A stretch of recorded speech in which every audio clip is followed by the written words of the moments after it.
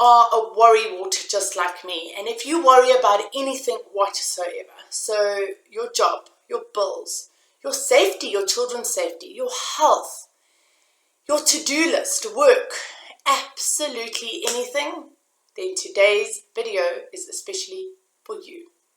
In today's video, I'm going to be sharing with you a personal, profound breakthrough that I had just 2 days ago. Yep, 2 days ago.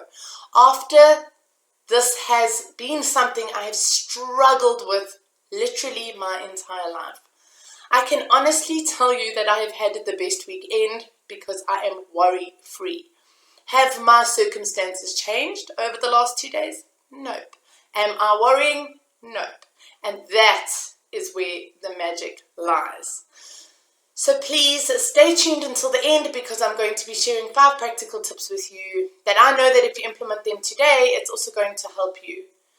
I'm Candice Bester from Grit, and thank you for watching our 11th video of our Grit community series. And can I just ask you that if you know anybody in a similar boat, that you share this video with them too? My hope and my intention really is that I say something today that you try or that really resonates with you, that can really help you, and that you don't have to wait for decades and decades like I did to figure this out. So have you ever been told that you just need to surrender, that you just need to hand it over and let it go, and that all things always work out? What does surrender and letting it go even mean? Well, for me, personally, a decade ago, I had zero belief in anything bigger out there. I didn't believe in a higher power, and I didn't believe that there was a God or literally anything out there. Then slowly but surely, my life got really, really difficult. Until eventually I got to a space where I was just so desperate. A friend of mine sent me a link to the Coda meeting. If you watched a few episodes ago, we spoke about codependency. So I went on to my first Coda meeting. And in that meeting, they said a belief in a higher power, or whatever that means to you. Now that was so profound for me. I couldn't actually fathom how it is possible that everybody sitting on the screen today have different ideas of what God is, but they can all come together in the same forum. So it was there that I started to find out more and to connect more and to have faith in a higher power of my own understanding. And some people believe that their higher power is a God in heaven, and they go to church and they praise Him and they worship Him and they read their Bible. Some people connect with their higher power through nature or through music or through journaling or through meditation. But can I just ask you that if you are watching this video and that you don't believe in anything greater out there, I just want to tell you that I'm not here to convince you any other way. I really am not. However, I'm going to appeal to you to please just listen until the end.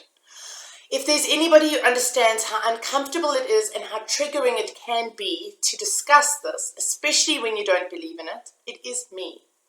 But the fact that you are watching this video and the fact that you've come this far in this video, there's a reason for that. And it also means that you do struggle with worry and that you do struggle with catastrophizing and overthinking. And so what if something in this video resonates with you and that it could actually change your life? But it really is up to you. I really want to put that out there. So for me, belief in a higher power is a sense of connection with something that is greater than myself. It's a feeling of presence and guidance, and I find an immense amount of comfort in knowing that I don't have to have it all figured out and that there's something bigger out there. And when I look back on my hardest times and how I got through them, that was just miraculous. And so for me, it really is just this energy and something that is bigger than me. And it really has gotten me through my absolute scariest, hardest times. So the secret to not worrying is trusting in something that is greater than you. Yep. Trusting in something that is bigger than you, in some kind of a higher power, and however you perceive that, is the secret to you not worrying. And for the past 5 years, this has been my greatest challenge. I will have moments where I will trust and I'll have faith and I'll hand it over and I'll surrender. And then everything starts flowing in my life. Work comes in out of nowhere. I feel happier. I feel present. I feel calm. I sleep better.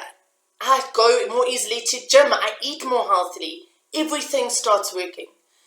And then something triggers me, a thought comes in, and then I tell myself, I need to make a plan, I need to fix this, I need to try harder. The thoughts get louder, they build up, and then it starts all over again.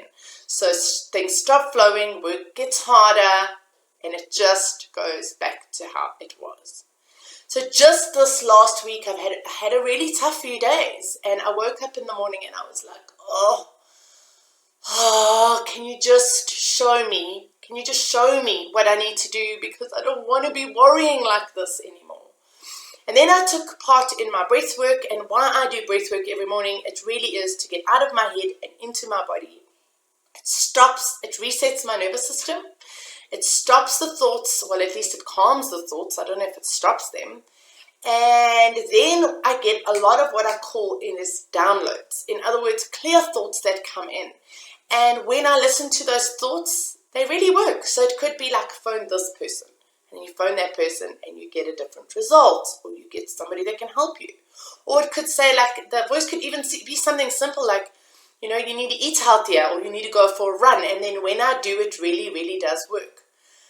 But this voice in my head 2 days ago said to me, Candace, you just need to trust me.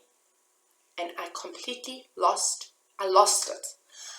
Sorry, neighbors, I started screaming at my higher power. I said, but how? How? Do you honestly think I haven't tried? I know I need to trust you. Do you think I like worrying? Do you think I like not trusting you? Do you think I like feeling like this and obsessing and not being present for my children and making myself sick with worry? And then came the aha moment. The people that I've trusted in the past have hurt me, and so I am believing that the only person that I can trust is me. And now I want you to take a deep breath. This is really hard, and just ask yourself, are there people in your past that you trusted, that hurt you, and now you can't trust something outside of you?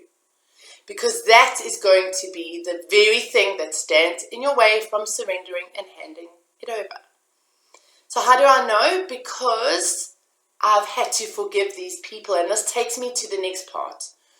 If you find that if you've had that aha moment where you go, yes, I didn't trust this person, and I trusted this person, and all they did was hurt me, and now I trust nobody, then your secret to getting out of this absolute abyss is to forgive these people. Now, the reason that it's taken me so many years to do this is because I thought that if I forgave them, it would mean they got a get out of jail free card, that what they did was okay, and that I was condoning their bad behavior. And it is not that. What they did was not okay. And when I forgive them, it still doesn't make it okay. And I'm not here to make excuses for them either. But I am here to tell you that when you carry that poison in your body in the form of resentment, that is the very thing that is stopping you from trusting something bigger than you, and that is why your life is not working. So the only reason that you will be forgiving people is for you, because you know that you deserve better. Your past is not your fault. The people that hurt you, it's not your fault. You didn't ask for that, you didn't choose that, you didn't want it, and if you could do it over again, you would not have been around those people. But the truth is, you can't undo anything that has happened. You can't undo your childhood. And so I just want to be clear that forgiving people is because you are so done with having this burden in your life, and you are so done that you are willing to do whatever it takes. And then when you are willing to do whatever it takes, you are ready to forgive. And that is the biggest leap in the right direction. And what does it look like? Well, it looks like reaching out for support, because you're not going to be able to do this on your own. Getting comfortable with being uncomfortable, because it's a grieving process. It is hard. You are going to feel angry, and then there's going to be a heap of tears. Remember, on the other side of this is a completely different life. So if you are wanting to forgive somebody and you don't even know where to start, we'll put our contact details at the end. I have a fantastic process I can talk you through.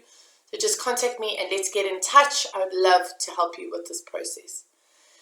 So the moment that I forgave these people, I felt so much better. And then it gave me this incredible peace and this knowing deep inside that really everything's going to be okay. And the other big part that I haven't mentioned is, what is your perception of a higher power? Because if your perception of a higher power is fear-driven, that's going to punish you, it's waiting for you to make a mistake, to say, I told you so, I told you not to do that, and you're living in a fear-driven space because you're believing in that version of a higher power, good luck, you're never going to be able to surrender, because that to me is crazy. So I couldn't believe in a God like that, and that's why I didn't believe in a God for 10 years. And I've come to believe in a God that is the complete opposite. And he is like the concept of unconditional love, which means there's no punishment. It's just mind-blowing. So unconditional love, he has my back. He wants what's best for me. He will help me through the hard times, but he knows I have to go through those hard times to learn what I need to learn, to prepare me for the next, which is a completely different higher power whom I can actually trust and surrender. And so that is a big check-in for you as well. What is your perception of a higher power? Because I promise you it is a loving, all-knowing higher power and not the scary one that you probably have been believing and the reason that you can't surrender. I also want you to know that this takes time and you need to be patient with yourself, because good things really do take time. But every single time you have a win, every single time you are able to breathe through it, hand it over, and feel inner peace instead, any win that you have to stop and acknowledge it. Because the little wins are going to add up, and eventually you're going to have a whole day of wins. And you're going to see how your higher power is working in your life. But if you are looking for where he's not, if you're looking for the things that are going wrong, you're going to find those too. And so please, we're going to rewire this part of us and look for every time you have a win, every time you're able to surrender, every time you get that inner peace, and then things start to work, and suddenly you get a phone call out of nowhere and you've got a deal which you weren't counting on. You're like, oh my goodness, because my energy changed, but the energy can only change when you surrender. So to sum up what I've said up until now is, if you don't want to worry and have this absolute obsessive overthinking, then you need to surrender and let it go. And just to be clear, letting go is not giving up. So many people misunderstand this. It doesn't mean I'm giving this to God and then I'm just going to just hope that things are going to work out. It's going, I don't know what the outcome is, and so I'm handing the outcome over to God. But then it's about getting busy on the things that are in my control. And so what is in your control? Anything to do with you, your effort, your mindset, how you show up. Asking for help, getting assistance, looking for guidance, reframing your hard times, not seeing yourself as a victim, looking at the hard times as strengthening as opposed to somebody that's out there trying to knock you down and doesn't love you and is just against you. But all of that is in your mindset, which really is in your control, which comes through the surrendering. And so now's the time for you to grab a pen and paper, and I'm going to give you those 5 practical tips that I promised you at the beginning of the video. So number 1 is to practice mindfulness. Mindfulness really is just about getting out of your head and into your body. And some people go to the gym. Some people do breath work, meditation, journaling. Whatever that looks like, it's a time to calm your nervous system and your thoughts, breathing, getting out of your head and into your body. Practicing mindfulness really helps with surrendering. Tip number 2 is you have to have a mantra. And one that's really helpful for me is I choose to let go and trust. But yours can be whatever comes up for you. So it might be, I don't know the outcome, but I'm trusting. I'm choosing not to worry. I'm handing it over. You've got to say this incessantly, as many times as you possibly can, every single day. It's going to help with surrendering. Tip number 3 is gratitude, gratitude, gratitude. I can't believe I haven't done a video on gratitude because this is so close to my heart. But gratitude really is about looking for what is there and being present, because you can have 99 blessings happening in front of you, and the thing you're obsessing about, the thing that you're worrying about, will literally consume, and you will not see those 99 things.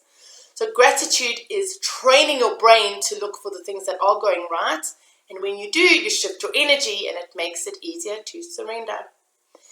Tip number 4 is practice extra self-care. I have this in almost every single one of my videos. Be patient with yourself. Be kind to yourself. Look after yourself.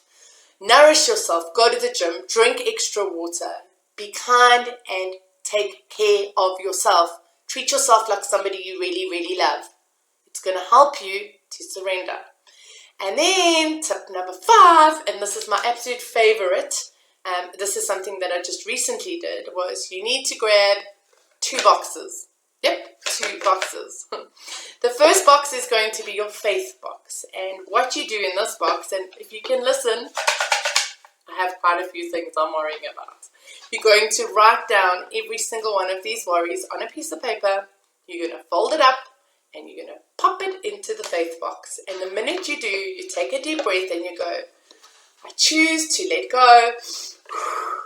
And something inside of you really shifts. But the second box is your blessings box. And the minute one of those worries that you are catastrophizing about is sorted out, you take it out of your faith box and you put it into your blessings box. Because over time, you're going to see the blessings in a proper, really practical way. You can literally open up the box and say, this is my blessing. These were all the things that I was worrying about, and look, they were sorted. And it's also going to train your brain to say, you see, when I stop worrying and I hand it over, it gets sorted. So lastly, when I look back on my really worst, hardest, most darkest and scariest times, I was always being looked after, even when I didn't think it. And so I got through to the other side, and when I look back, there were always, always blessings. I call them gifts disguised in poop. They don't look like blessings, they don't smell like blessings, they don't feel like blessings. But when you have a mindset of getting through the poop to find the blessing, it's going to help you to get through the hard times in the future. And so I send this video with so much love and compassion, because I know how very, very hard this is for you. And and I have no doubt that this is not something I'm going to do today and then everything's going to be fine. I'm going to notice when I'm starting to control again. I'm going to try to apply what I've taught. And I do know, however, that it is the key to stop overthinking and catastrophizing.